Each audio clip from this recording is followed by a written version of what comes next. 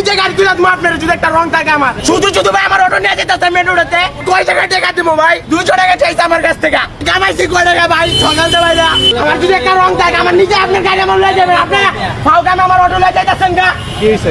শুধু শুধু ভাই আমার অটো নিয়ে যেতে মেন রোডেতে আমি গাড়িও যাই তারপরে আমার ছিড়া দিতে ভাই আমি ভাই গাড়ি লইছি গাড়ি লয়ে কিছু করি আমার কোনো রং নাই আমার কোনো দোষ নাই শুধু শুধু ওরা সামনে থেকে আমার গাড়ি হেঁটে ধরে ফেলাইছে ধরে আমার গাড়ি ওরা ডাম্পিং এ দিতে চাইতেছে ওরা আমি দেই না দেখে আমার টাটা ছিঁড়ে আমার হকটা মেরে গেল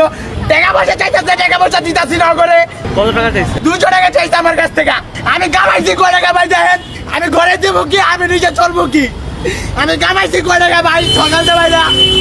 কোন আমি কয় টাকা কামাইছি আমি দেবো কয় টাকা করে কোন কই থেকে আসছিল এরা ডাম্পিং করতেছে তাহলে ডাম্পিং এর আইন নাই মানুষ এরা এরকম করতেছে কে কয় জায়গায় দামো ভাই কয় জায়গায় টাকা দিব ভাই কাজের একবার টাকা দিছি শান্তিনগর মোড়ে একবার টাকা দিছি আবার টাকা কয় জায়গায় দিব ভাই কোন